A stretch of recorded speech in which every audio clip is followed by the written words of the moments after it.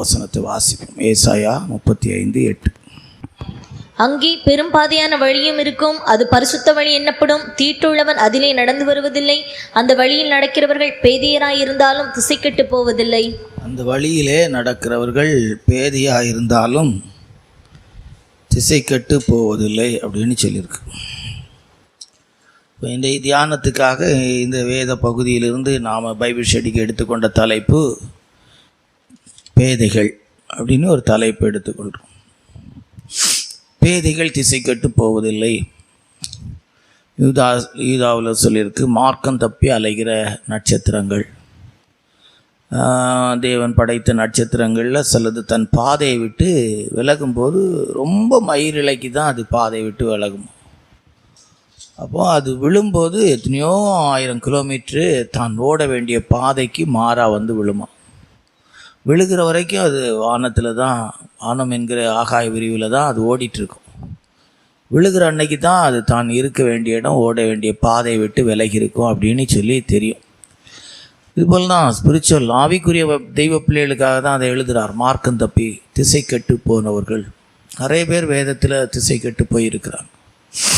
போகிற பாதை என்னன்னு கூட தெரியாமல் இருக்குன்னா வேதம் நமக்கு சொல்லுகிறது, பேதைகள் இந்த பாதையில் என்ன செய்ய மாட்டாங்களா, திசை கெட்டு போக மாட்டாங்களா. இந்த கிறிஸ்தவ மார்க்கம் புதிதும் ஜீவனுமான மார்க்கம் அப்படின்னு சொல்லி, வழிகளிலே நின்று பூர்வ பாதைகளே என்று விசாரித்து அவைகளே நடவுங்கள், அப்பொழுது உங்கள் ஆத்மாவுக்கு இளைப்பாறுதல் கிடைக்கும் அப்படின்னு எழுதியிருக்கு.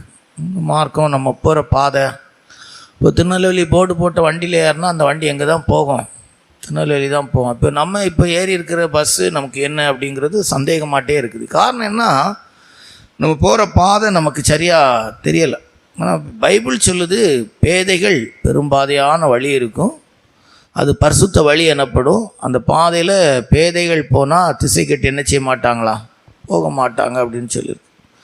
இன்றைக்கி அந்த பேதைகள் அப்படிங்கிறதுக்கு வேதத்திலேருந்து சில ஜீவன்களை நம்ம பார்க்க போகிறோம். சில ஜீவன்கள்லாம் பேதத்தனமாக வாழ்ந்துருக்கு. மார்க்கத்தில் ரொம்ப பெரிய அறிவாளிகள், திறமசாலிகள், ரொம்ப பெரிய ஞானிகள்லாம் விழுந்து போயிடுறாங்க, இன்னும் போவாங்க. ரொம்ப திறமையானவங்க, எனக்கு தெரியும் அப்படிங்கிறது அப்படின்லாம் பார்த்தா ரொம்ப ரொம்ப வீழ்ச்சிக்குரிய இடத்துல இருக்கிறாங்க. படிப்பு, அழகு, அந்தஸ்து ஒன்றுமே இல்லாட்டாலும் தங்களை குறித்து ரொம்ப மேன்மையாக நினைக்கிறவங்க, சிந்திக்கிறவங்க, பேசுகிறவங்க, அப்படி நடந்து காட்டுறவங்க, அவங்களாம் ரொம்ப பெருசாக இது செய்திருவாங்க. சிலருடைய லைஃப்லலாம் பார்த்திங்கன்னா, இப்போ ஒரு எக்ஸாம்பிள் சொன்னால், ஊழியர்களை பார்க்கும்போது ஒரு விதமாக அவங்களுடைய தாழ்மை, நடை, உடை, பாவனைகள், அடக்கம் எல்லாம் இருக்கும். அதே அவங்களுக்கு மனசுக்கு விருப்பமானவங்க இருந்தாங்கன்னா அவங்களுடைய நடை, உடை, பாவனைகள், அவங்கள ஓட்டம், சாட்டம் எல்லாமே வித்தியாசமாயிரும். மனதுக்கு பிடித்த ஒரு நபராக இருந்தாங்கன்னா அவங்களுடைய எல்லாமே வித்தியாசமாயிரும். இதெல்லாம் என்னென்னா ஒரு பகுதியாக நமக்குள்ளே ஒரு திசை கெட்டு போகிறதான ஒரு அனுபவம் தான். அந்த அனுபவத்தில் நம்முடைய லைஃப் இருந்துடும். ஆளுக்கு தக்க அப்படிங்கிற இடத்துல நம்முடைய லைஃப்பை என்ன செய்வோம், கட்டி எழுப்பிடும். சில வீடுகளில் பார்த்திங்கன்னா தெரியும், சில பொம்பளை பிள்ளைகள் உட்கார்ந்துருக்கும்போது ஒரு துப்பட்டா, ஒரு அடக்கம் ஒன்றுமே இருக்காது. அதே யாராவது ஒருத்தங்க வந்துட்டாங்கன்னா அவங்க டக்குன்னு ஒரு இதாகிடும். இதெல்லாம் என்னன்னா பூமியில் அவங்களுக்கு ஒரு நல்ல சொல்லலாம் ஞானம் அல்லது ஒரு வித்தியாசமான ஒரு கன்னிங் மைண்டு அப்படிம்பாங்க, அதை ஒரு வித்தியாசமான ஒரு அனுபவம் அப்படிம்பாங்க. ஆனால் இந்த மார்க்கத்தில் பேதைகள் மட்டும் என்ன செய்ய மாட்டாங்களாம், திசை கட்டி என்ன செய்ய மாட்டாங்களாம், போக மாட்டாங்க. எப்படிப்பட்ட பேதைகள் திசை கெட்டு போகாமல் இருப்பார்கள் அப்படிங்கிறதுக்கு வேதத்திலிருந்து சில கழுதை, மாடு, அப்படிப்பட்ட சில ஜீவன்களை குறித்து நம்ம பேச போகிறோம். முதலாவது நம்ம அதுக்கு எடுத்துக்கொண்ட முதல் பொருள் எண்ணாகமம் 22:27-33 வரைக்கும் வாசித்தா. எண்ணாகமம் 22:27-33 வரைக்கும் வாசியா. கழுதை கர்த்தருடைய தூதனை கண்டு பிலேயாமின் கீழ் படுத்துக்கொண்டது. பிலேயாம் கோபம் உண்டவனாகி கழுதை தடியினால் அடித்தான். உடனே கர்த்தர் கழுதையின் வாயை திறந்தார். அது பிலேயாமை பார்த்து, நீர் என்னை இப்பொழுது 3 தரம் அடிக்கும்படி. இப்போ நல்லா கவனிச்சு பாருங்க, 3 நேரம் இந்த கழுதைய பிலேயாம் அடிச்சிருக்கிறார். 3 நேரம் இந்த கழுதை அடி வாங்கியிருக்கு. 1 நேரம் 2 நேரம் இல்லை, 3 நேரம் அடிச்சிருக்கிறாரு. ரொம்ப மோசமான விதத்தில் தடி எடுத்து அடிச்சிருக்கிறார். ஆனால் இந்த கழுதை ரொம்ப பேத்த கழுதை. என் கணக்கில் சொன்னால் இது ஒரு பேத்த கழுதை. அடி வாங்கின பிற்பாடும் அது என்ன சொல்லலாம், இந்த எஜமானுக்கு பாதுகாப்பாக இருந்திருக்கு. இந்த எஜமான் வந்து சாகாதபடிக்கு இருந்ததற்கு இந்த கழுதை வந்து ஒரு பேத்த கழுதை போல் நடந்தது தான் காரணம். இந்த கழுதை அறிவுள்ள கழுதையா, ஞானம் உள்ள கழுதையா, திறமை உள்ள கழுதையா, இந்த தீர்க்கதரிசிக்கு புத்தி புகட்டணும் அப்படின்னு நினச்சி இந்த கழுதை நடந்திருந்தா இந்த பிலேயாம் செத்துருப்பான். கீழே உள்ள வசனத்தை வாசித்தீங்கன்னா தூதனே அதை சொல்கிறார். 33வது வசனத்தை வாசித்தீங்கன்னா அழகாக சொல்லுவார். வாசிங்க. கழுதை என்னை கண்டு இந்த 3 தரம் எனக்கு விலகிட்டு எனக்கு விலகாமல் இருந்ததானால் இப்பொழுது நான் உன்னை கொன்று போட்டு கழுதையை உயிரோடு வைப்பேன் என்றார். பார்த்தீங்களா, அழகா தூதன் சொல்கிறார். 3 தரம் அது என்னை பார்த்து விலகிச்சு. இல்லைன்னா நான் உன்னை வந்து என்ன செய்திருப்பேன்னா கொன்றுப்பேன். நான் உன்னை கொன்று போட்டு கழுதையை உயிரோடு வைப்பேன் என்றார். இப்போ பேத்த கழுதை அடி வாங்கின பிற்பாடும் எஜமானை பாதுகாக்கிறதுக்கு தான் இந்த கழுதை பிரயாசப்பட்டிருக்கிறது. சொல்லப்போனால் தேவனுடைய வழிக்கு மாறாக போகிறான். தேவன் தடுத்த பிற்பாடும் அதை மீறி போகிறதற்காக ஆண்டவர்கிட்ட அனுமதி கேட்டு போய்கிட்டு இருக்கிறான். அந்த பாதையில் போகும்போது இந்த கழுதைக்கு கண்ணுக்கு நல்லா தெரியுது போகிற பாதை தப்பு. அதில் ஒரு தேவ தூதனானவர் வந்து நல்ல தூதன் வந்து ஒரு பட்டயத்தோடு நிற்கிறார் அப்படிங்கிறது கழுதைக்கு கண்ணுக்கு தெரியுது. ஒரு தீர்க்கதரிசியுடைய கண்ணுக்கு என்ன செய்யலை, தெரியலை. இன்றைக்கி அப்படி தான் ஜனங்களுடைய லைஃப்பில் பார்த்தீங்கன்னா அப்படி தான். அவங்க போகிற பாதை அவங்களுக்கு கரெக்டாக தான் தெரியுது. போகிற பாதை கரெக்டாக தெரியுது. சிலருக்கெல்லாம் அவங்க எடுக்கிற முடிவு, அவங்க பேசுகிறது, அவங்க நடந்துக்கிடுறது, அவங்க எல்லாமே அவங்களுக்கு கரெக்டாக தெரியுது. கழுதைக்கு கண்ணுக்கு தெரிகிறது கூட அவங்க கண்ணுக்கு தெரியலை. இன்றைக்கி எண்ணி முடியாத சில நேரங்களில் தெய்வ ஊழியர்கள் கூட கழுதை போல தான் விசுவாச தெய்வ பிள்ளைகள் சபையை சுமந்து கொண்டு போகிறது போல் இருக்குது. ஜனங்களுக்கு தெரிகிறது இல்லை, போகிற வழியில் நம்ம போகிற பாதை தவறு. கழுதை கண்டு விலகுது. பரிசுத்த பவுல் சொல்கிறாரு, சத்தியத்தை நான் சொன்னதுனால் சத்துருவானேன், சத்தியத்தை நான் சொன்னதுனால் சத்துருவானேன் அப்படின்னு சொல்லப்பட்டிருக்கு. அப்போ இங்கே கழுதை அடி வாங்குது. எழுத்தின்படியே நம்ம அப்போஸ்தலனாகிய பவுல் அவர்கள், நம்முடைய பழைய அப்போஸ்தலர்கள், ஆதி அப்போஸ்தல காலத்தில் உள்ள அப்போஸ்தலர்கள், ஊழியர்கள் அடி வாங்கியிருக்கிறாங்க. இந்த காலத்திலே அடி வாங்குறாங்க, இந்த காலத்திலே அடி வாங்குறாங்க. இதெல்லாம் இந்த பேத்த கழுதைக்கு மாதிரி தான். எதுக்கு அடி வாங்கணும்? பைபிளை கீழே வச்சுட்டு சுகமாக போயிடலாம். எதுக்கு விசுவாசிகள்கிட்ட வந்து இது செய்யணும்? விசுவாசிகள் முறைக்கிறமாக இருக்கணும். இன்னும் எவ்வளோ ஊழியக்காரங்க இருக்கிறாங்க, அழகாக பீஸ் பண்ணி எவ்வளோ நல்ல முறைக்கு பேசிட்டு போகிறாங்க, இவ்வளோ ஆறுதலாக பேசுகிறாங்க. என்ன நம்ம ஞாயிற்றுக்கிழமை வந்தால் நமக்கு ஆறுதலாட்டா பிரசங்கம் இருக்குது. என்ன அல்லேலூயா, எவ்வளோ இதாக இருக்குது நமக்கு. என்ன உங்களை கர்த்தர் ஆசீர்வதிப்பார், உயர்த்துவார் அப்படின்னா சொல்கிறாங்க. என்ன நீ அப்படி ஆசீர்வாத பிரசங்கம் கேட்டால் இடம் வாங்கி கட்டடம் கட்டினீங்க சிஸ்டர்? இல்லை, தானாகவே ஆண்டவர் அதை செய்தார். அப்படி தானே? சபைக்கு வந்துட்டு இருந்தீங்க, தேவன் அந்த வேலையை செய்தார். வராமல் இருந்திருந்தாலும் அது நடந்திருக்கலாம். வந்ததில் என்னென்னா சீர்படுத்தப்படுகிறோம், அவ்வளோதான். அல்லேலூயா. வராமல் இருந்தாலும் என்ன செய்திருக்கலாம்? நடந்திருக்கலாம். வராமல் இருந்தாலும் நடந்திருக்கலாம். இப்போ இவங்க இருக்கிறாங்க, வராமல் இருந்திருந்தால் இன்னும் ஆசீர்வாதங்கள் இருந்திருக்கும். இவங்கெல்லாம் அவங்க இந்த மார்க்கத்துக்குள்ளே வரலன்னா இன்னும் ஆசீர்வாதங்கள் என்ன செய்திருக்கலாம்? இருந்திருக்கலாம். எவ்வளோ இதாக உயர்வான நிலவரத்துக்கு வந்திருக்கலாம். சில நேரங்களில் அவங்களே அதை சொல்லி இருக்கக்கூடிய இடங்கள் இருந்திருக்கு.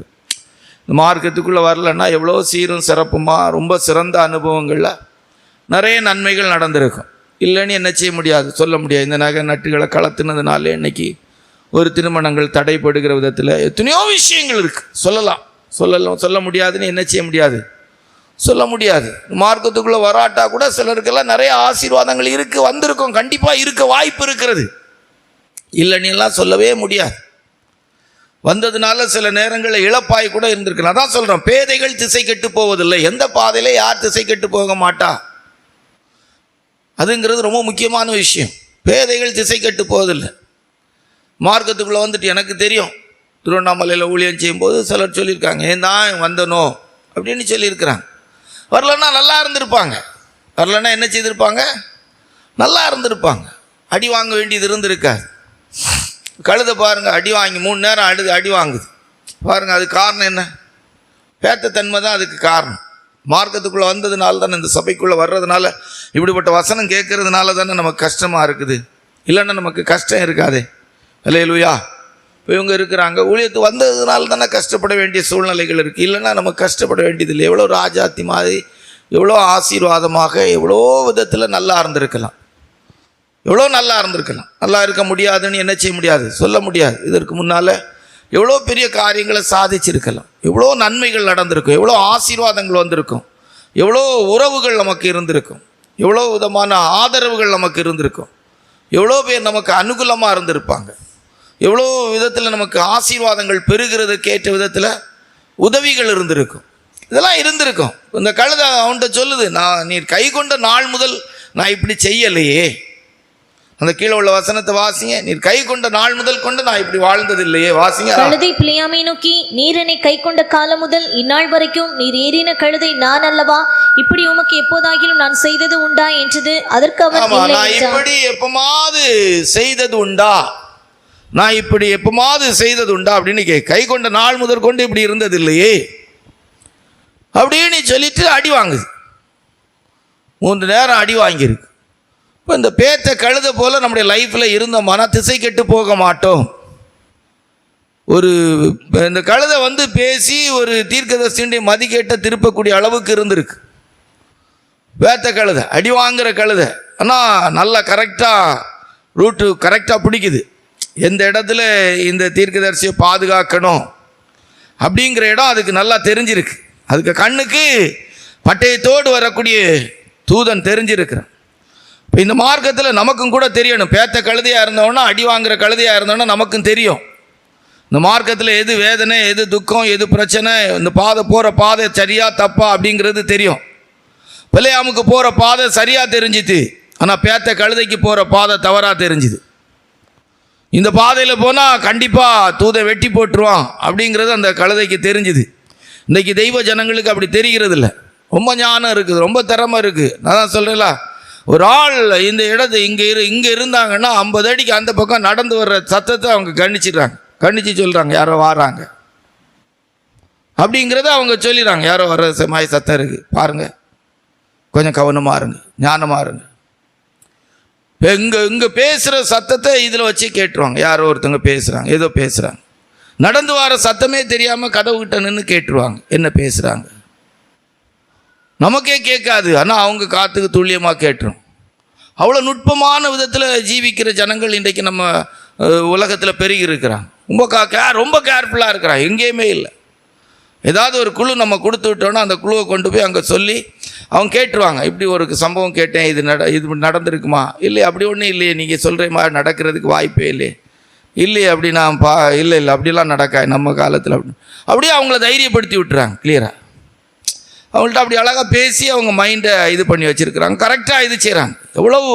எவ்வளவு இது இருந்தாலும் கிளியராக அவங்க கேட்ச் பண்ணுறாங்க. அவங்களுடைய மைண்ட் வாய்ஸ் வந்து ரொம்ப கிளியராக இருக்குது. ரொம்ப தத்ரூபமாக அவங்களுடைய மைண்ட் வந்து ரொம்ப சென்சிட்டிவ், அதாவது ரொம்ப உணர்வுபூர்வமாய் செயல்படுது. இதெல்லாம் மனுஷங்களுடைய அனந்த ஞானம் போல உள்ள ஞானம், திறமை. இந்த பாதையில் அப்படி போகிறாங்க. ஆனால் ஒரு கழுதை இருக்குது, அதுக்கு கண்ணுக்கு பட்டயம் வச்சிருக்கிற ஒரு தூதன் மட்டும்தான் தெரிகிறான். வேற எதுவுமே அதுக்கு கண்ணுக்கு என்ன செய்யலை, தெரியல. போகிற பாதையில் வெட்டிடுவான். அது ஒதுங்கி போகுது. ஒரிஜினலாக நல்ல கழுதைனா என்ன செய்திருக்கணும், ஒரு தடவை அடித்த உடனே நேராக பிள்ளையாமல் கொண்டு போய் அதில் நிறுத்தியிருக்கணும். பிள்ளையாமல் கொண்டு என்ன செய்திருக்கணும், நிறுத்தியிருக்கணும். ஆனால் நிறுத்தலை போல் தான் சில நேரங்களில் ஊழியர்கள்லாம் கூட தெய்வ ஜனங்கள் போகிற பாதையில் விட்டு கொடுத்து இது செய்யணும். ஆனால் அதை செய்கிறதில்லை. ஏன்னா அழகாக ஆண்டவர் சொல்லார், கனி கூடாத இந்த மரம் வெட்டி போடுவோம். அப்படிங்கும்போது ஒரு பேத்த தோட்டக்காரன் மாதிரி தான் அவன் போய் விழுகிறான், தரையில் விழுந்து, ஐயா இந்த ஒரு வருஷம் நிக்கட்டியா, நான் கொத்தி எரு போடுகிறேன். இப்போ பேத்த கழுதை காப்பாற்றுகிற ஒரு அனுபவத்தில் இருந்திருக்கு. பேதைகள் திசை கெட்டு போவதில்லை.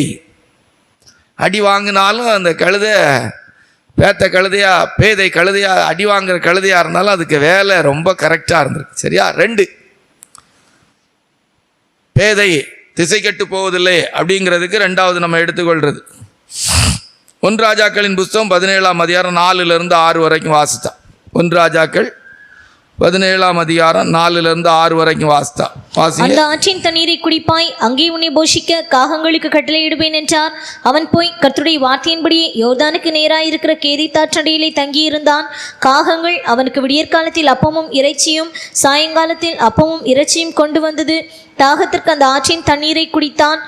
தேசத்தில் மழை பெய்யாதபடியினால் போதும். அப்போ இங்கே என்ன நமக்கு கிடைக்குது? பேத்த காக்கா. பேதைகள் திசை கட்டு போவதில்லை, பேத்த காக்கா. பஞ்சகாலம், பஞ்சகாலம், அதுக்கு ஆகாரம் கிடைக்கிறதே கஷ்டம். ஆனால் அந்த காக்காக்களை பாருங்க, என்ன அழகா கொண்டு போய் எலியாவுக்கு ஆண்டவர் கட்டளை இட்டோன்னா எலியாவுக்கு கொண்டு ஆகாரம் கொடுக்குது. ஆண்டவர் சாப்பாடு கொடுக்கணும்னு கட்டளை இட்டார். சாப்பாடை கொடுத்தாராங்கிறது நமக்கு தெரியாது. சாப்பாடு கொடுக்கணும் காலையிலேயும் சாயங்காலம். விடிய காலத்தில் அப்பவுமே இறைச்சியும் கொண்டு போயிருக்கு பாருங்க. எவ்வளோ பெரிய இதாக இருந்திருக்கு. தட்டி பறிக்கிற குணம் உடைய காக்கா. ஒரு பேத்த காக்காவாக இருந்திருக்கு பாருங்க. ஒரு பேத்தை தான் அதுக்கு பேர் வைக்கலாம், பேத்த காக்காய்கள். அன்னைக்கு அந்த காக்கா எல்லாம் மற்ற காக்காக்கள் பார்த்து சொல்லியிருக்கோம், பேத்த காக்கா பேத்த காக்கா. என்ன கையில் அப்பமும் இறைச்சியும் கிடச்சிருக்கு, என்ன செய்திருக்கணும்? சாப்பிட்ருக்கணும். ஆனால் அந்த காக்கா என்ன செய்துச்சு? எலியாவை கொண்டு போய் கொடுத்துச்சு. எலியாவை கொண்டு போய் ஆண்டவர் சொன்னால் எலியாவை கொண்டு போய் கொடுத்துச்சு. எங்கேயோ கொண்டு போடலை, எப்படியோ கொண்டு போடலை, ஏதோ கொண்டு போய் மண்ணில் போட்டுச்சு அப்படிலாம் சொல்ல முடியாது. எனக்கு தெரிஞ்சு கரெக்டாக சொல்ல போனால் காக்கா வரும்போது அவர் வெளியே நின்றுப்பார். நல்ல சிக்னலோடு தான் இருந்திருக்கும். அவருக்கு கீழே விழுந்து அப்படியெல்லாம் இருந்திருக்கும், அப்படியெல்லாம் சொல்ல முடியாது. எச்சிப்படுத்தாமல் கரெக்டாக கொண்டு வந்து கொடுத்துருக்கு. எவ்வளோ அழகான பேத்த காக்கா பார்த்தீங்களா? இந்த காக்காவெல்லாம் எப்படி உயிர் உள்ள காக்கான்னு சொல்ல முடியும்? நல்ல விவரம் உள்ள காக்கான்னு சொல்ல முடியும்? பேத்த காக்கா தான். இன்றைக்கும் சபையில் இப்படிப்பட்ட தெய்வ பிள்ளைகள் இருக்கிறாங்க. பேத்த காக்கா தங்களுக்கென்று சேர்க்காமல், தங்களுக்கென்று வாழாமல், ஊழியத்துக்கென்று ஊழியர்களுக்கென்று இப்படி கொடுக்குற பேத்த காக்காய்கள் இருக்குது. அன்றைக்கு எழுதி வச்சுட்டார் காக்காயெல்லாம். அந்த காக்காயெல்லாம் நமக்காக தான் எழுதியிருக்கு. பேதைகள் திசை கெட்டு போவதில்லை. ஆண்டவராக இயேசுப்பாவுடைய நாமத்து நிமித்தம், என் நாமத்து நிமித்தம் ஒரு கலசம் தண்ணி கொடுத்தா கூட பரலோகத்தில் என்ன கிடைக்கும்? பிரதிபலன் என்ன செய்யும்? எங்கேயோ கொண்டு போடலை காக்கா, எலியாவை கொண்டு கொடுத்தா தான் முக்கியமான விஷயம். பேத்த காக்காலாம் எலியாவை கொண்டு, ஒழிச்சிருக்கிற எலியாவை கொண்டு கொடுத்துச்சு. காகங்கள் அவனுக்கு விடியற் காலத்தில் அப்பமும் இறைச்சியும் சாயங்காலத்தில் அப்பமும் இறைச்சியும் கொண்டு வந்து தாகத்துக்கு அந்த ஆற்றின் தண்ணியை குடித்தான். 2 நேரம் நல்லா சூப்பராக என்ன செய்துச்சு? ஆகாரம் கொடுத்துச்சு. இப்போ பண்டைய காலங்களெல்லாம் எனக்கு தெரிஞ்ச விதத்தில் நான் ரட்சிக்கப்பட்ட காலங்களெல்லாம் எங்கள் வீட்டுக்கு யாராவது ஊழியக்காரங்க விசிட்டிங் வந்தாங்கன்னா முன்னாலோடி போகிறத விட பின்னாலோடி ஒரு கேட் உண்டு. அந்த கேட்டோடி ஓடி போய் சர்பத்து பழம் அதெல்லாம் வாங்கி கொண்டு வந்து ஊழியக்காரங்களை பாஸ்டர்ஸை கவனித்து எடுத்து அனுப்புவோம்.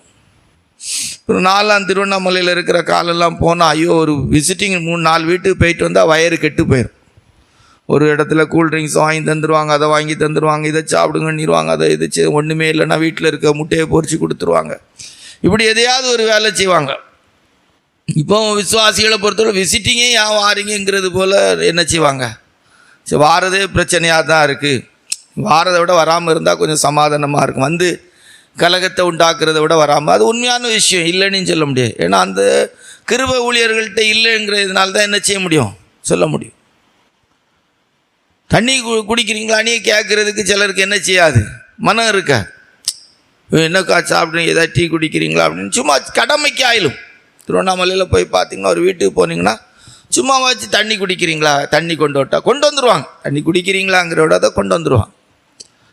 இப்போ நம்ம மார்க்கம் வேறு ஒரு லெவலில் போயிட்டு, இப்போ ஒரு மார்க்கம் வேறு லெவலில் போனதுனால அது வேறு ஒரு கிரேடில் இருக்குது கர்த்தருடைய பிள்ளைகளுடைய தரம். ஆனால் அந்த காகங்களை பாருங்கள், பஞ்சகாலம், அதுகளுக்கு செழிப்பான காலம். அதான் ரொம்ப முக்கியமான இது. பேத்த காக்காக்கள் வேதத்தில் வாசிக்க 2 கொரிந்தியர் 8ஆம் அதிகாரத்தில் வாசிக்கும்போது அங்கே உள்ளதான அந்த விசுவாசிகளை குறித்து அவர் சொல்லும்போது சொல்லார், தங்களுக்கு உண்டான கொடிய தரித்திரத்திலே உதாரத்துவமாய் வாசிங்க.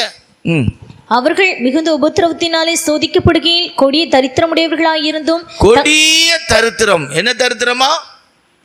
கொடிய தரித்திரம். கொஞ்சம் தரித்திரம் இல்லை, கொடிய தரித்திரமுடையவர்களாக இருந்தோம். தங்கள் பரிபூர்ண சந்தோஷத்தினாலே மிகுந்த உதாரத்துவமாய் கொடுத்தார்கள். என்ன பரிபூர்ண சந்தோஷம்? சோத்துக்கு வழி இல்லை, அப்புறம் என்ன சந்தோஷம்? சோத்துக்கு வழி இல்லை, தங்க வீடு இல்லை, என்ன பரிபூர்ண சந்தோஷம் கிடச்சிட்டு? என்ன பரிபூர்ண சந்தோஷம் கிடச்சிருக்கோம்? அப்படி தரித்திரம் இருக்குது. வீட்டில் சோத்துக்காக வழி இல்லை, விறகு அடுப்புக்கு விறகு இல்லை. வேதத்திலே வாசிக்கிறோம், ஒரு 7 விதவை 2 விறகு பிறக்க போயிருக்கிறாங்க. கொஞ்சம் போல் மாவு பஞ்சத்தில், வீட்டில் பொருள் இல்லை, விறகு இல்லை, மசாலா இல்லை. அதில் தங்களுக்கு உண்டான பரிபூர்ண சந்தோஷம். என்ன சந்தோஷம்? ஆவிக்குரிய சந்தோஷத்தினால, ஞான நன்மைகளால் உண்டான சந்தோஷத்தினாலே கொடிய தரித்திரத்தில். வாசிங்க, அடுத்த வசனத்தை வாசிங்க. மேலும் அவர்கள் தங்கள் திராணிக்கத்தக்கதாகவும் தங்கள் திராணிக்கு மிஞ்சியும் கொடுக்க தாங்களே மனதுள்ளவர்களாய் இருந்தார்கள் என்பது. திராணிக்கு தக்கதாகவும் திராணிக்கு மிஞ்சியும் என்ன செய்தாங்களா? கொடுத்தாங்க. பேதைகள் திசை கெட்டு போவதில்லை, பேதைகள் திசை கெட்டு போவதில்லை. நம்ம ஊழியக்காரங்கள்லாம் காணிக்கை வாங்கும்போது கூட ஜெபம் பண்ணி மனப்பூர்வமாக கொடுக்குறவங்கள்ட்ட வாங்க பழகணும். இல்லைன்னா அந்த காணிக்கை கூட ஆண்டோடைய கிருபையினால் ஊழியர்களுக்கு சில நேரம் சாபமாயிரும். நிறைய ஊழியர்களுக்கு அது சாபமாக தான் மாறி இருக்கு. வேதத்தில் வாசிக்கும்போது மனப்பூர்வமாய் கொடுக்குறவள் இடத்துல என்ன செய்வோம்? வாங்கணும். நான்லாம் சிலர்கிட்ட சொல்லிக்கேன், எதுக்கு தரணும், எதுக்கு நீங்கள் தாரீங்க? பிரசங்கத்தில் அதனால தான் சொல்கிறது, கொடுக்காதுங்க, தராதுங்க. எதுக்கு? உங்களை பிடிச்ச சாபம் உங்களோடி போட்டு அந்த சாபம் உங்கள் ஊழியக்காரர்கிட்ட வரக்கூடாது, வர்றது தவறு. அப்படிப்பட்ட ஒரு அனுபவங்கள் வரக்கூடாது. எந்த கிறிஸ்தவர்களுக்கும் அது வரக்கூடாது, ஊழியக்காரர்களுக்கு. வேத மனப்பூர்வமாய் கொடுக்குற இடத்துல என்ன செய்வோம்? வாங்குங்கன்னு தான் சொல்லியிருக்கு. பணத்துக்கு ஆசைப்பட்டு நிறைய தெய்வ ஊழியர்கள் தங்களுடைய லைஃப்பில் ரொம்ப வாங்கிடுறாங்க, ரொம்ப சேர்த்துடுறாங்க. நான் காகங்களுக்கு கட்டளையிட்டிருக்கிறேன், நான் காகங்களுக்கு கட்டளையிட்டிருக்கேன். கட்டளை பெற்ற பேதை காக்காட்டன்னு வாங்கிடணும், அது ரொம்ப முக்கியம். சிலர் சொல்லுவாங்க, ஆண்டவர் எனக்கு சொன்னார், கர்த்தர் என்கிட்ட பேசுனதுனால நான் செய்கிறேன். அதனால் நிறைய தரவங்கள்ட்ட சொல்லி, இவ்வளோலாம் வேண்டாம், குறைவாக தாங்க, போதும், இவ்வளோலாம் தரணும்னு அவசியம் இல்லை. எதுக்கு அப்படிலாம் வாங்கணுன்னு இருக்குது? அப்படியெல்லாம் வாங்கக்கூடாது, எல்லாத்தையும் வாங்கக்கூடாது. வசனம் நம்ம பிரசங்கத்துக்காக பேசணும், வாங்குறதெல்லாம் எல்லாத்தையும் வாங்கக்கூடாது, வாங்கவே கூடாது.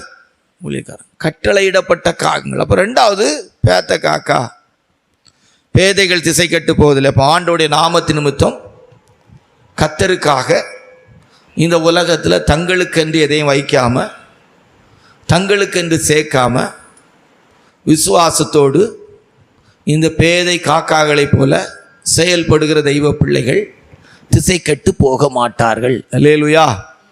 அதனால தான் நம்ம சொன்னோம், நன்றி உள்ள தேவன் அப்படிங்கிறதுல எபிரேயருக்கு எழுதின நிருபத்தில் சொல்லுவோம், நீங்கள் செய்து வர்ற நன்மைகளை மறந்து போவதற்கு தேவன் அநீதி உள்ளவர் அல்ல.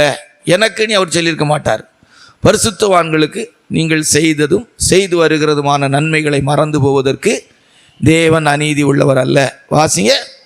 ஏனென்றால் உங்கள் கிரியையையும் நீங்கள் பரிசுத்தவான்களுக்கு ஊழியம் செய்ததினாலும் செய்து வருகிறதினாலும் தமது நாமத்திற்காக காண்பித்த அன்புள்ள பிரயாசத்தையும் மறந்து விடுகிறதற்கு தேவன் அநீதி உள்ளவர் அல்ல. தேவன் அநீதி உள்ளவர் அல்ல. அப்போ ஆவிக்குரிய தெய்வ பிள்ளைகள் பேத்த காக்காவாக இருந்தால் திசை கெட்டு போக மாட்டாங்க. உலகத்தில் சொல்லுவாங்க, என்ன நீ இப்படி செய்திருக்கா, இப்படி கொடுக்குறா, இப்படி போகிறா, இப்படி ஊழியத்துக்கு செய்கிறியே, இது எப்படி ஆகும் அப்படிம்பாங்க, சொல்லுவாங்க. அப்படி கொடுக்கணும் என்ன இருக்குது? அதுக்கு நீ வேறு யாருக்காவது எதாவது செய்யலாமே, அப்படி செய்யலாமே, இப்படி செய்யலாமே அப்படின்னு சொல்லுவாங்க. உண்மைதான். இல்லைன்னு சொல்ல முடியாது. அன்னைக்கு அந்த காக்கா கூட சேர்ந்த காக்கா கூப்பிட்டுருக்கலாம், அதுக்கு குஞ்சிகள் கூட ஆகாரம் கேட்டிருக்கலாம், கொடுக்கல. அது நேராக கொண்டு வந்து அங்கே எலியாட்டை கொண்டு கொடுத்துட்டு சொல்லுவாங்க, நீ உனக்கு நீ ஒன்று வைக்கலையே, உன் குடும்பத்துக்கு ஒன்று வைக்கலையே, பிள்ளைகளுக்கு நீ வைக்கலையே, நீ என்ன சேர்த்தா அப்படிலாம் சொல்லுவாங்க. சொல்லணும். பேத்த காக்காவை பார்த்து அப்படி தான் சொல்லுவார்கள். இப்போ தேவனுடைய வேதம் என்ன சொல்லுதுன்னா, ஆண்டோடைய வேதம் நமக்கு ஏசப்பா சொல்லிக் கொடுக்கிறது, பேதைகள் என்ன செய்ய மாட்டார்கள், திசை கட்டு போவதில்லை. 3வது பேதை அப்படின்னா எரேமியா 8ஆம் அதிகாரம் 7வது வசனத்தை வாசித்து. எரேமியா 8:7 வாசிங்க. ஆகாயத்தில் உள்ள நாரை முதலாய் தன் வேலையை அறியும் காட்டுப்புறாவும் கொக்கும் தகைவிலான் குருவியும் தாங்கள் வரத்தக்க காலத்தை அறியும் என் ஜனங்களோ கர்த்தரின் நியாயத்தை அறியார்கள் என்று கர்த்தர் உரைக்கிறார். அதாவது ஆகாயத்தில் நாரை, நாரை நம்ம ஊரில் நாரைங்க இந்த குருட்டு கொக்கும்பாங்க. குருட்டு கொக்கு கூட டைமுக்கு வந்துடுமா, காலையிலேயும் ஆகாரம் தேடைக்கு டைமுக்கு புறப்பட்டு வந்துடும்.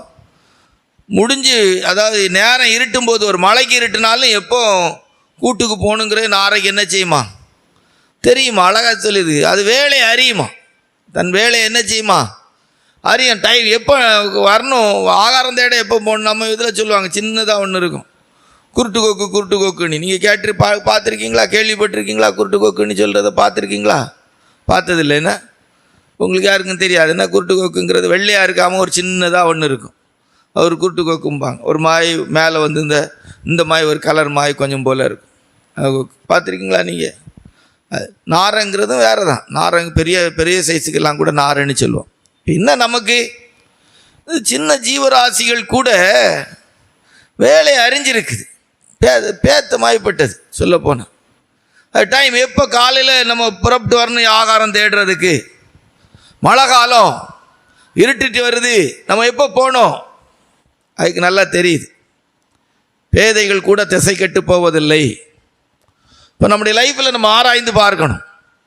வேடம் கண்ணியை போட்டான்னா ஏமாந்து பிடிச்சிடும், மாட்டிடும். எத்தனையோ விதத்தில் கொக்கெல்லாம் மாற்றுறது வாய்ப்பு இருக்குது. ஆனால் அவைகளுக்கு தெரியுது எப்போ போனோம், நியாயத்தை அறிஞ்சிருக்கிறாங்க. தேவன் பூமி நியமமாக வச்சிருக்கிற நியாயத்தை நீதியை அதை அறிஞ்சிருக்கு. இருட்டுனா எப்படி என்ன ஏது என் ஜனங்களும் அறியலை, என் நியாயத்தை என்ன செய்யலை அறியலை. வேத வசனத்தின் வெளிச்சத்தில் காலத்தை நிதானிக்க முடியலை.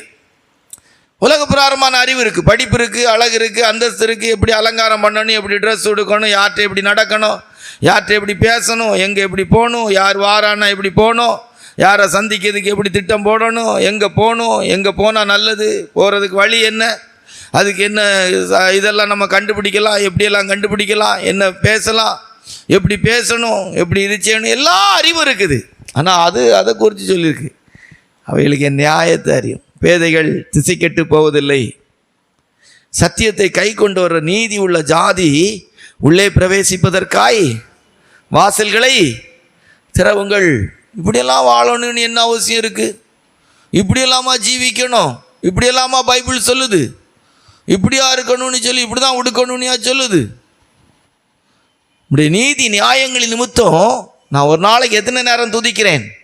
7 தரம் துதிக்கிறேன். நல்ல வசனம், நல்ல சத்தியம், நல்ல கண்டிப்பான வார்த்தைகள் கேட்டோமானா ஒரு நாளைக்கு 7 நேரம் கர்த்தரை என்ன செய்யணுமா? துதிக்கணுமா? இப்போ நம்ம ஆட்கள் என்ன செய்வாங்க தெரியுமா? பிரசங்கம் பண்ண போகிற இடங்களெல்லாம் கை தட்டுவான். கர்த்தர் நம்முடைய தேவைகளை விசாரித்து இன்றைக்கு ஆசீர்வதிப்பார்னா சக்கன்னு கை தட்டி இருச்சுவாங்க. நல்ல ஆழமாக ஆண்டோடைய வார்த்தைகளை பேசினா போதும், அப்படியே இப்படி போகும். சீசர்களில் 3 பேரை கூட்டு வச்சு நிறைய கர்த்தர் பேசியிருக்கார். வெறும் 3 பேர். பரிசுத்த பவுல் சொல்லார், தேறினவர்களுக்குள்ளே என்ன செய்கிறேன்? ஞானத்தை பேசுகிறேன். இதில் என்ன இருக்குது? எவ்வளோ? 4000 பேர் 5000 பேர் புருஷர்கள் மட்டும் சாப்பாட்டுக்கு. 4000 புருஷர்கள் 5000 புருஷர்கள்னு சொன்னால் ஒரு 10,000 பேராவது சாப்பிட்ருக்க மாட்டாங்களா? அன்னைக்கு 10,000 பேருக்கு சாப்பாடு போட்டார். இதில் என்ன இருக்குது? போகணுமே என்ன? இப்போ இன்றைக்கு நம்முடைய லைஃப்பில் ஆராய்ந்து பார்க்கணும். ஒரு குருட்டு கொக்குன்னு சொல்லக்கூடிய கொக்கு வரைக்கும் டைமுக்கு போயிடுது. பேத்த கொக்கு ரொம்ப கிட்ட போகும்போது தான் அந்த கொக்குக்கு நம்ம போகிறதே தெரிகிறேமா இருக்கு. அதான் அதுக்கு பேர் குருட்டு கொக்கு. சாதாரணமாக ஒரு கேட்டாபிள்ட்டு வச்சு கூட அடித்து தூக்கிடலாம். ஆனால் அதுக்கு கூட வேலை தெரியுது. அந்த வசனத்தை மறுபடியும் ஒருக்கா வாசிங்க. ஆகாயத்திலுள்ள நாரை முதலாய் தன் வேலையை அறியும் காட்டுப்புறாவும் கொக்கும் தகிவிலான் குருவியும் தங்கள் வரத்தக்க காலத்தை அறியும். என் ஜனங்களோ கர்த்தரின் நியாயத்தை அறியார்கள் என்று கர்த்தர் உரைக்கிறார். ஆண்டோட நியாயத்தை அறிகிறது இல்லை, எப்படி ஜீவிக்கணும், எப்படி நம்ம வாழ்க்கையில் முன்னேறணும், எப்படி நம்ம ஆவிக்குரிய ஜீவியத்தை கட்டி எழுப்பணும். வசனம் நமக்கு என்ன சொல்லுது? நம்ம அதோடி நிறுத்தோம். சரி, 4வது, ஒரு ஆவிக்குரிய தெய்வ பிள்ளைடைய லைஃப்பில் பேதைகள் திசை கெட்டு போவதில்லை அப்படிங்கிறதுக்கு மத்தேயு சுவிசேஷம் 17:27, யோனாவுடைய புஸ்தகம் 1:17, மத்தேயு சுவிசேஷம் 17:27, யோனா 1:17 வாசியா. ஆகிலும் நாம் அவர்களுக்கு இடலா இராதபடிக்கு நீ கடலுக்கு போய் தூண்டில் போட்டு முதலாவது அகப்படுகிற மீனை பிடித்து அதன் வாயை திறந்து பார், ஒரு வெள்ளிப்பணத்தை காண்பாய், அதை எடுத்து எனக்காகவும் உனக்காகவும் அவர்களிடத்தில் கொடு என்றார். வசனத்தை வாசிங்க. அடுத்த வசனம் யோனாவின் புஸ்தகம் 1:17 வசனம்.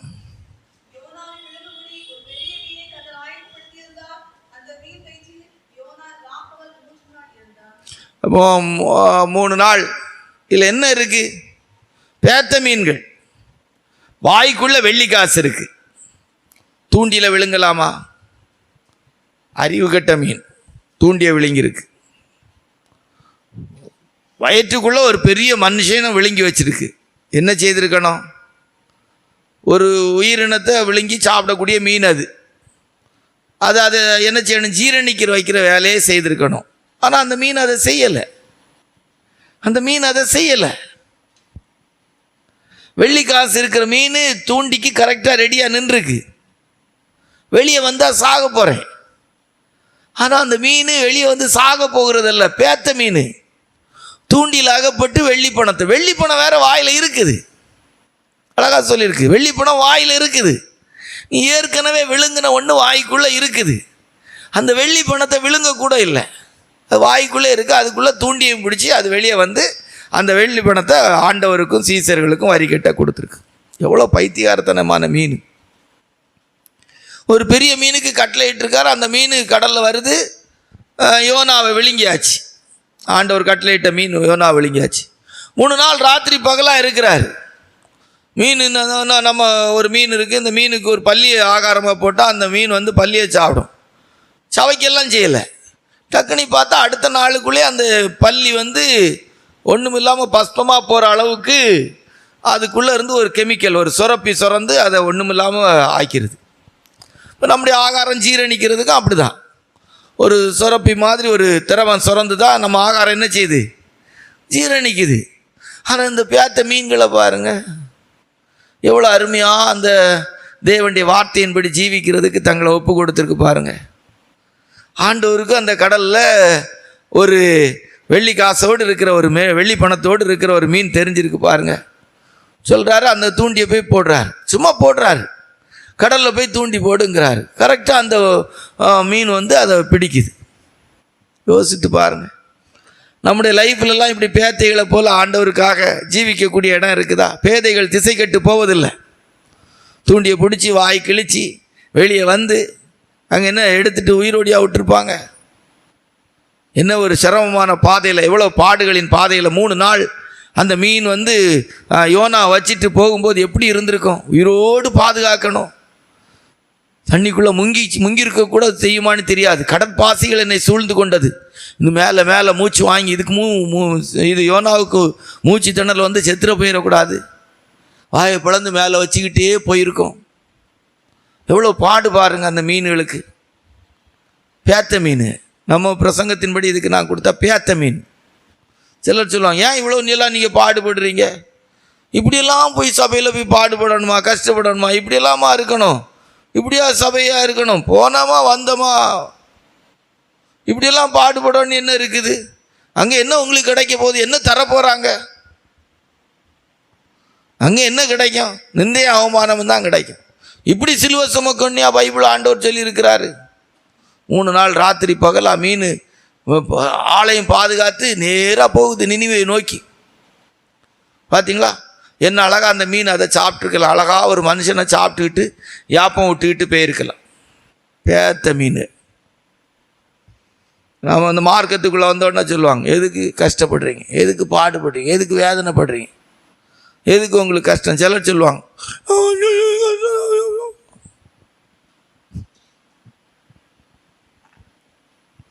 எனக்கு என்ன கிடைச்சிது, என்ன கிடைக்கணும்? வேதம் சொல்லுது, தன்னைத்தான் வெறுத்து தன் சிலுவை எடுத்து என்னை பின்பற்றாதோ எனக்கு அவரோடு கூட பாடுபட்டமானால் அவரோடு கூட ஆளுகை செய்ய முடியும். பேத்த மீன். அப்போ பேதைகள் திசை கட்டு போவதில்லை. இப்படி நம்மளும் கூட ஆண்டோடைய நாமத்துக்காக இந்த பூமியில் பிரயாசப்படும் போது, பாடுபடும் போது, கஷ்டப்படும் போது, அந்த 3 நாள் அந்த மீன் யோனாவுக்கு எப்படி பிரச்சனைங்கிறது தெரியாது. அந்த மீன் எவ்வளோ கஷ்டப்பட்டிருக்குன்னு தெரியுமா? வயிற்றுக்குள்ளே யோனாவை உயிரோடி வச்சு கரையில் கொண்டு வந்து கக்குறதுக்கு அந்த மீன் எவ்வளோ கஷ்டப்பட்டிருக்கும் யோசித்து பாருங்கள். மீனுக்கு பல்லு யோனாவுக்கு படாத அளவுக்கு அது அவனை விழுங்கியிருக்கணும். யோனாவை வெளியே தள்ளும்போது அவன் கச்சாப்பிச்சாணி வந்தாலும் அந்த பல்லு படாத அளவுக்கு வெளியே கொண்டு வந்திருக்கணும். அவ்வளோ பெரிய மீனாக அவனை விழுங்கியிருக்கிற மீனுக்கு எவ்வளோ பல்லு இருந்திருக்கும். அப்போ எவ்வளோ பவ்யமாக அந்த மீன் இருந்திருக்கும் யோசித்து பாருங்கள். பேதைகள் திசை கட்டப்போ பேத்த மீன் தான் அதுக்கு பேர். நமக்கு ஒரு பக்கம் அது அறிவுள்ளதை எடுத்து இன்னொரு பக்கம் பேத்த மீன். அந்த அளவுக்கு பிடிக்கும் போதே தெய்வ சித்தத்துக்கு மாறா போகிறோம் தானே. ஒரு அமுக்கி உள்ளே விட்டுருக்க வேண்டி தானே பல்ல வச்சு. நம்ம அந்த மீனை எடுத்து பார்த்தீங்கன்னா போதும், ஏதாவது உயிர் உள்ளதை கொடுத்தா போதும், வாய்க்குள்ளே வச்சு அப்படி ஒரு 2-3 உதறும். பல்ல அப்படி அழகாக அரும்புமாக இருக்கும். ஜம்முன்னு ஒரு பிடிச்சி விடும். வெளியே விட்டாலும் அது ஓடிக்கிடாத அளவுக்கு ஒரு இறுக்கி விட்டுரும். அம்மா அவனுக்கு ஒரு 2 உள்ளே போகும்போது ஒரு இருக்கு, வெளியே வரும்போது ஒரு இறுக்கி விட்டுருக்கலாமே. என்ன பண்ணலாமே? நம்ம பிரசங்கத்தில் அப்படி தானே பண்ணி விடுறோம். வரும்போது ஒரு இருக்கு, போகும்போது ஒரு இறுக்கி தானே விடுறோம். பண்ணியிருக்கலாம். அந்த பேத்த மீன் அப்படி செய்யலையே. எவ்வளோ அழகாக அந்த பேத்த மீன் பாதுகாப்பாக ஒழுங்கி பாதுகாப்பாக கக்கி இருக்குது. என்ன எவ்வளோ ஒரு ஆச்சரியமான விஷயம். கர்த்தருடைய பரிசுத்த நாமத்துக்கு மகிமை உண்டாகட்டும். இப்போ 4வது பேத்த மீன். நம்மளும் கூட இந்த மார்க்கத்துக்கு வந்த பிற்பாடு ஆண்டோடைய நாமத்துக்காக பாடுபடுகிறதுல உலகம் நம்மளை பார்த்து பேதைகள் அப்படின்னு தான் சொல்லும். 5வது 1 ராஜாக்களின் புஸ்தகம் 13ஆம் அதிகாரம் 24வது வசனத்தை வாசித்தா. 1 ராஜாக்கள் 13:24 வாசித்தா. பேத்த சிங்கம். அவன் போன பிற்பாடு வழியிலே ஒரு சிங்கம் அவனுக்கு எதிர்பட்டு அவனை கொன்று போட்டது. அவன் பிரேதம் வழியிலே கிடந்தது. கழுதை அதன் அண்டையிலே நின்றது. சிங்கமும் பிரேதத்தண்டையிலே நின்றது. பேத்த சிங்கம். ஒன்றும் அறிவில்லாத பேத்த சிங்கம். ஆமாம், பேத்த சிங்கம். எவ்வளோ அறிவாச்சாரி. அந்த மனுஷனை கொண்டு போட்டாச்சு. வழியில் பக்கத்தில் ஒரு கழுதை நிற்கி, அந்தால அடித்து தின்னுக்கிட்டு போக வேண்டியதானே கழுதை இந்த சிங்கத்துக்கு. பேத்த சிங்கம் அது பார்த்துட்டு நின்றுருக்கு பாருங்க. பார்த்தீங்களா? ஆண்டவர் கட்டளை இட்டதுனால ஒரு சிங்கம் வந்துச்சு. அவனை அந்த பொய் தீர்க்கதரிசிக்க வார்த்தையை கீழ்ப்படிஞ்ச அந்த தீர்க்கதரிசியை கொன்று போட்டாச்சு. சரி, இதுக்கு ஒரு ஆகாரம் அவனும் கொன்று போட்டாச்சு ஆண்டோடைய சித்தத்தின்படி. ரைட், ஆண்டோடைய வார்த்தையை கீழ்ப்படிஞ்சு கொன்று போட்டாச்சு. இப்போ இந்த கழுதையை ஒரு அடி அடித்து அந்த காட்டுக்கு இழுத்துட்டு போயிருக்கலாமா? பண்ணக்கூடாதா? பண்ணலை. இப்போ இது ஒரு பேத்த சிங்கம் தானே. இந்த சிங்கத்தை போய் பார்த்தா பேத்த சிங்கம்மை ஏன் அப்படி செய்தா அப்படின்னா அது சொல்லும் சுபாவம். தேவன் எனக்கு கட்டளையிட்டதின்படி நான் தெய்வீக சுபாவத்தோடு நடந்து கொண்டேன். எனக்கு பசி இருக்கா இல்லையாங்கிறதல்ல. அந்த மனுஷனை நாங்கள் ஆக்ரோஷமாக கொல்ல வேண்டியது இருந்துச்சு. ஆனால் அந்த ஆக்ரோஷத்தை பக்கத்தில் இருந்த கழுதை இடத்திலே நான் காட்ட விரும்பவில்லை. கர்த்தர் எனக்கு அதுக்கு சொல்லவில்லை. கர்த்தர் சொன்னதை செய்கிற விதத்தில் நடந்து கொட்ட பேத்த சிங்கனா. சரி, ஆண்டவர் சொன்னார், அவனை கொன்னேன். இந்த கழுதையை நான் எனக்கு சாப்பிட்ருக்கலாம். இல்லை, எனக்கு அதுக்கு அனுமதி இல்லை. என்ன பேச சொல்கிறாரோ அதை தான் நான் பேசணும். என்ன செய்ய சொல்கிறாரோ அதை தான் நான் செய்யணும். பேத்த சிங்கம். நம்மெல்லாம் இப்போ எப்படிப்பட்ட சிங்கமாக இருக்கிறோம்? கெர்ச்சிக்கிற சிங்கம் போல் யாரை விழுங்கலாம் என்று சொல்லி சுற்றி வகை தேடுகிற சாத்தாண்டே இதில் இருக்கிறோம். பேத்த சிங்கம். யூத கோத்திரத்துக்கு சிங்கத்துக்கு பிறந்த சிங்க குட்டிகள் ஒரு பேத்த சிங்கம். சண்டை போட தெரியாது, எதிர்த்து பேச தெரியாது, கோவப்பட தெரியாது. பக்கத்தில் கழுதை நிற்கிங்க. எவ்வளோ அருமையான ஒரு மாற்றம் பாருங்க. பேத்த சிங்கம். நீங்கள் ஒன்றும் கேட்க மாட்டீங்களோ, ஒன்றும் பேச மாட்டீங்களோ, ஒன்றும் சொல்ல மாட்டீங்க. இல்லை, நான் ஒன்றும் பேசுறதில்லை, நான் சண்டை போடுறதில்லை, இப்போ நான் எதிர்த்து பேசுறதில்லை, கோவப்படுறதில்லை. சிலருக்கெல்லாம் என்ன பெருமை, எவ்வளோ கோவம். நான் சிலர்கிட்ட சொல்லுவேன், உங்களுக்கு இப்போ நல்லா கோவம் வருது, டக்குன்னு பேசுகிறதே அவங்க அந்த கோவத்தில் தான் பேசுவாங்க. வாய்ஸே அவங்க பார்த்தா தெரியும். அந்த எடுத்தோன்னு ஹலோ சோத்ரம் அப்படிங்கிறமா அந்த கோவத்தில் தான் அவங்க பேசுவோம். அடுத்த வார்த்தை அவங்க அந்த படிப்பு அந்த இதுகிட்ட இருந்து டக்குன்னு பேசுவாங்க. பரவாயில்ல, நல்ல இது. அவங்களுக்கு அந்த வாய்ஸ் அந்த இதே பார்த்தா நல்லா தெரியும். அந்த மைண்ட் வாய்ஸும் அவங்களுக்கு அப்படி தான் இருக்கும். இன்னும் பெரிய உங்களுக்கெல்லாம் மரியாதை என்ன கொடுக்கணும்? எல்லாம் மரியாதைக்குரிய ஆட்களாக இருந்தால் பரவாயில்ல. மரியாதைக்குரியவங்களுக்கு மரியாதை கொடுக்கலாம், மரியாதைக்குரியாதவங்களுக்கே கொடுக்கணும். அதான் சொல்லேன், பேத்த சிங்கம் கழுதைக்கு என்ன செய்திருக்காண்டா? மரியாதை கொடுத்துக்காண்டா. கழுதைகிட்ட மரியாதையாக நிற்கிது பாருங்க. கழுதை மாதிரி இன்னொரு கழுதமாக நிற்கிது. அப்படி இது இருக்கும். கொஞ்சம் இது செய்தால் போதும், அப்படி உடனே ஒரு சிலும்பி போகிறத பார்க்கணும். சிலர்லாம் அப்படி இது செய்வாங்க. ஆமாம், நான் அப்படியெல்லாம் இல்லை, நான் இப்படி தான் அப்படிம்பாங்க. நீங்கள் அப்படியெல்லாம் ஆட்கள் பார்த்துருக்கீங்களான்னு தெரியல. நான் அப்படியெல்லாம் இது செய்வேன். நான் எனக்கு தோன்றது தான் செய்வேன். நான் எனக்கு விருப்பப்படி தான் வாழ்வேன். என்னெல்லாம் நீங்கள் நடத்த நீ விரும்பக்கூடாது. எனக்கெல்லாம் நீங்கள் சொன்னால் நான் கேட்பேன்னு நினைக்கக்கூடாது. ஆமாம், வாரதே புண்ணியமாக புகழாக நினச்சிக்கிடணும். வாரதே புண்ணியமாக புகழாக என்ன செய்யணும்? நினச்சிக்கிடணும். அதுக்கு மேலெல்லாம் எதிர்பார்த்தா முடியாது. என்ன அழகான ஒரு பேத்த சிங்கம் பார்த்தீங்களா? ஆவிக்குரிய ஜீவியத்தில் நம்மளும் கூட நம்முடைய சுபாவங்களில் இப்படி வாழ்ந்தால் நல்லது. பேதைகள் என்ன செய்ய மாட்டார்கள்? திசை கெட்டு போக மாட்டார்கள். பேதைகள் திசை கட்டி என்ன செய்ய மாட்டார்கள்? போக மாட்டார்கள். 6வது, சரியா? 1 சாமுவேலின் புஸ்தகம் 6ஆம் அதிகாரம் 12-14 வரைக்கும் வாசித்தா. பேத்த மாடு. 1 சாமுவேல் 6ஆம் அதிகாரம் 12-14. அப்பொழுது அந்த பசுக்கள் பெத்ஷிமேசுக்கு போகிற வழியிலே செவ்வையாய் போய் வலது இடது பக்கமாய் விலகாமல் பெரும்பாதையான நேர்வழியாக கூப்பிட்டு கொண்டே நடந்தது. பெலிஸ்தரின் அதிபதிகள் பெத்ஷிமேசின் எல்லை மட்டும் அவைகளின் பிறகே போனார்கள். பெத்ஷிமேசின் மனுஷர் பள்ளத்தாக்கிலே கோதுமை அறுத்து கொண்டிருந்தார்கள். அவர்கள் தங்கள் கண்களை ஏறெடுக்கும் போது பெட்டியை கண்டு அதை கண்டதினால் சந்தோஷப்பட்டார்கள். அந்த வண்டில் பெத்ஷிமேஸ் ஊரானாகிய யோசுவாவின் வயலில் வந்து அங்கே நின்றது. அங்கே ஒரு பெரிய கல் இருந்தது. அப்பொழுது வண்டிலின் மரங்களை பிளந்து பசுக்களை கர்த்தருக்கு சர்வாங்க தகன பலிகளாக செலுத்தினார்கள். செத்த பசு எல்லாம் ஒரு நல்ல பசுவா? இதெல்லாம் நல்ல மாடா? இதெல்லாம் ஒரு நல்ல மாடா? சாவக்கூடிய இடத்துல வந்து நின்றுருக்கு பாருங்க. இதெல்லாம் ஒரு மாடுன்னு சொல்ல முடியுமா? பேத்த மாடுகள். அங்கே வந்த உடனே பெட்டியை ஒரு உலுப்பு உலுப்பிட்டு அந்தால பெட்டியை எடுத்த உடனே ஒரு ஓட்டம் ஓட வேண்டியது தானே? என்ன இல்லைன்னா அந்த பெர்சிமேசின் அந்த ஊரானாகி யோசுவாவின் வயலில் வந்து நிற்கணுமா?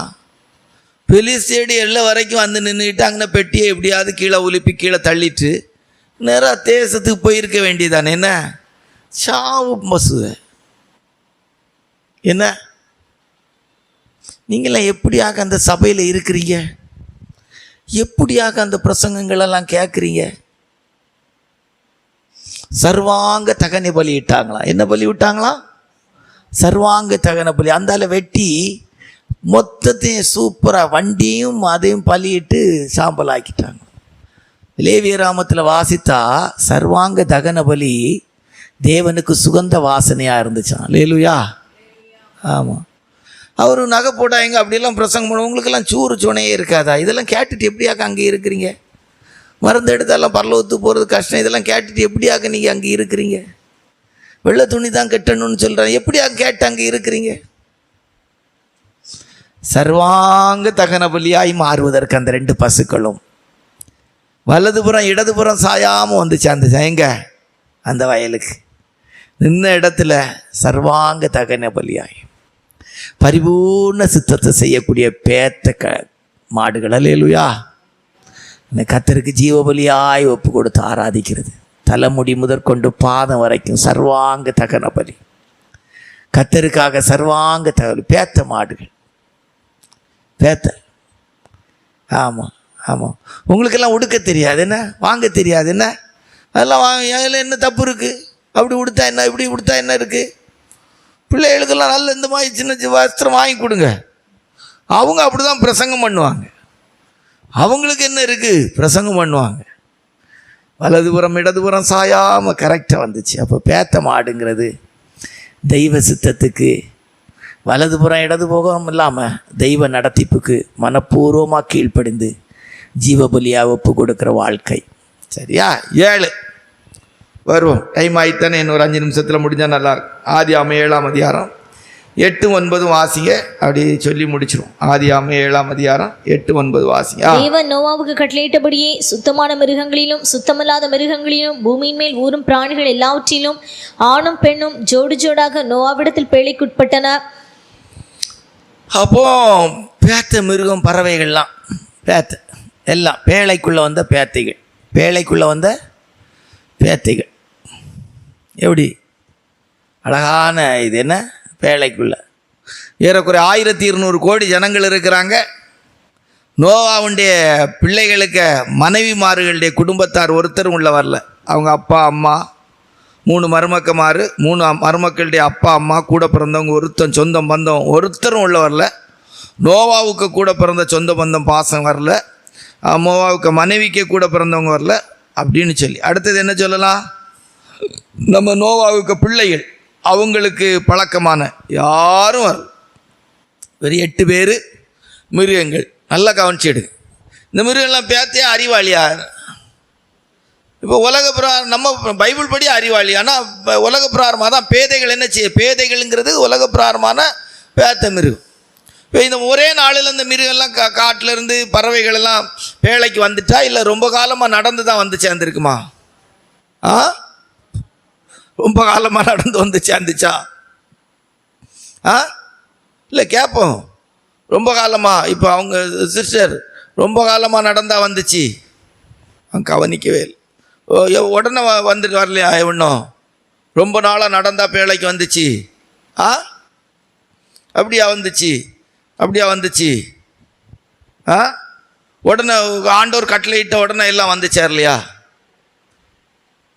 ஏங்க, ஆப்பிரிக்காவில் இருக்கிறது வந்திருக்குங்க, ஆஸ்திரேலியாவில் இருக்கிறது வந்திருக்குங்க. எல்லா இடத்துல இருந்து எத்தனை மாதமாக எத்தனை வருஷமாக பிரயாணம் பண்ணியிருக்கலாம். ஆண்டவர் கட்டளையிட்டையெல்லாம் ஒவ்வொரு நாளும் பிரயாணம், ஒவ்வொரு பிரயாணத்தையும் ஆரம்பித்து வருது. பேத்திகள் தானே. என்ன விரும்புகிற ஆகாரம் இல்லை, விரும்புகிற காடு இல்லை, விரும்புகிற வசதி இல்லை. இனி பேழைக்குள்ளே எப்படி இருக்கும்? தேவன் கட்டளையிட்டாராம், புறப்பட்டு வந்துட்டு எல்லாம் பேத்த மிருகங்கள். இதுகளை பார்த்து அது கூட உள்ளதெல்லாம் எவ்வளோ இது நினச்சிருக்கேன். எத்தனை இடத்த தாண்டி வரும்போது எத்தனை மனிதர்கள் என்னெல்லாம் செய்திருக்கக்கூடும், எவ்வளவு இதாக வந்திருக்க வேண்டியது இருக்குது. வர்ற வழியெல்லாம் காட்டு வழியிலே வந்திருக்க முடியும். எவ்வளவு பிரச்சனைக்குரிய சந்தர்ப்பத்தெல்லாம் சந்திச்சிருக்கிறது. எத்தனை சோதனையை சந்திச்சிருக்கணும், எத்தனை போராட்டத்தை சந்திருக்கணும், எத்தனை எதிர்வினையான காரியங்களை சந்திச்சிருக்கணும். உலகத்தில் இருக்கிற எல்லா வகையான ஜீவராசிகள்லேருந்து வருது. இப்போ உலகத்தில் எல்லா இடத்துலேருந்து எல்லாம் வந்திருக்கே. இது வரும்போது எவ்வளோ விதமான சோதனைகள், எவ்வளோ போராட்டங்கள், எவ்வளோ பிரச்சனைகளை சகிச்சு, எவ்வளோ சூழ்நிலைகளை சகிச்சு வந்திருக்க முடியும். மனுஷங்க எத்தனை பேர் இதுக்கு எதிர்வினையாக நடந்திருப்பாங்க. எத்தனை இடத்துல மனுஷங்க இதுகளை விரட்டும் போது அது ஓடி இருக்க வேண்டியது இருக்கும். உயிரை பாதுகாக்கிறது, பேழைக்கு போகணுமே, பேழைக்கு போகணுமே, பேழைக்கு போகணுமே. ஒரு சம்பவத்தை உங்களுக்கு சொல்லிட்டு போனால் பிரயோஜனமாக இருக்கும். ரீசெண்டாக ஒரு ஃபேமிலி டிவோர்ஸுக்கு இது பண்ணி இது செய்கிறாங்க. புருஷன் எப்படியாவது குடும்பம் எனக்கு வேணும்னு நிற்கிறாரு, மனைவி எனக்கு வேண்டாம் பிரிகிறேன்னு சொல்லி. ஏன் அப்படின்னா புருஷன் ரொம்ப கண்டிக்கிறவர், கோவப்படுகிறவர் அப்படிங்கிறதுனால. இப்போ அவங்களுக்கு சில ஆண் நண்பர்களெல்லாம் இருக்கிறாங்க. ஆண் நண்பர்களெல்லாம் அவங்களுக்கு இருக்கிறாங்க. வாட்ஸ்அப்லேருந்து செல்ஃபோன்லேருந்து மணிக்கணக்குறாக பேசுகிறதுக்கு, ஆறுதலாக பேசுகிறதுக்கு, அவங்களுக்கு காசு கொடுக்கறதுக்கு, ஒருவேளை அவங்களுக்கு காசு வேணாலும் கொடுக்கறதுக்கு, அவங்க கொடுக்கறதுக்கு, இப்படியெல்லாம் அவங்களுக்கு நிறைய பேர் பழகியாச்சு. அண்ணன் தம்பி இப்படி நிறைய பேர் வந்தாச்சு. இப்போ புருஷனுடைய கண்டிப்பு அவங்களுக்கு கஷ்டமாக இருக்குது. கர்த்தர் எனக்கு சொன்னார், ஒரு ஆண் ஒரு பெண்ணை வேசிங்கிற இடத்துல வச்சுருக்காங்கிறதுக்கு அடையாளம், ஒரு பெண்ணை குறையே சொல்ல மாட்டான், அவளை அனுபவிக்கிறத மட்டும்தான் பார்ப்பான். ஒரு ஆண் ஒரு பெண்கிட்ட சந்தோஷம் மட்டும், உலகப்பிரகாரமான சரீரப்பிரகாரமான சந்தோஷம் மட்டும் பார்க்குறான்னா அவன் குறையே சொல்ல மாட்டான். அவன் எவன்கிட்ட போனால் வேசிங்கிற இடத்துல வச்சுருப்பான். அப்படி வச்சுருந்தா அவன் குறையே கண்டுபிடிக்க மாட்டான், குறையே பேச மாட்டான். அவன் அண்ணனாக இருக்கலாம், அவன் யாராக இருக்கலாம், ஒரு நாளும் சரிப்படுத்துறதுக்குரிய ஒரு வார்த்தை பேச மாட்டான். ஏன்னா அவன் அவளை வச்சிருக்கிறது வேசிங்கிற இடம். ஒரு உண்மையான இடத்துல இருக்கிறவன் எப்படி இருப்பான்னா, அடைக்கப்பட்ட தோட்டம், மறைவு கட்டப்பட்ட நீரூற்றி என்கிற இடத்துல சகல விதத்திலும் அவளுக்கு அவன் பாதுகாப்பாய், அரணாய், சகல விதத்திலும் காவலாய் இருக்க வேண்டும் என்கிற இடத்துல இருப்பான்.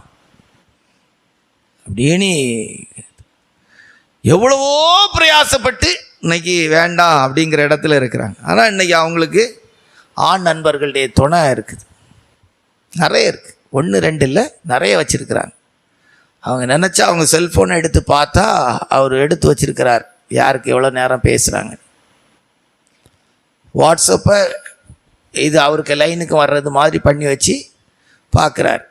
அதில் அனுப்புகிறான், வா அங்கே தனியாக வா, எப்படி இருக்கிறீங்க, என்ன ஏது, சக்கலம் எல்லாம் இவங்க கிட்ட வந்து தான் போகிற அளவுக்கு அழகாக பண்ணி வச்சிருக்கிறாரு. கிளியராக இது செய்கிறாங்க.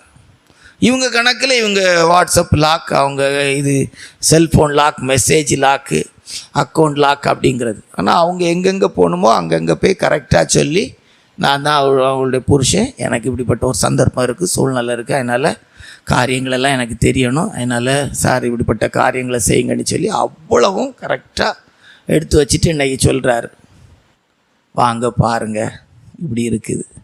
அவங்க எனக்கு வேண்டாம். அப்போ என்ன கணக்கு? இதான் கணக்கு. தனக்கு குறை சொல்கிறவங்க வேண்டாம்.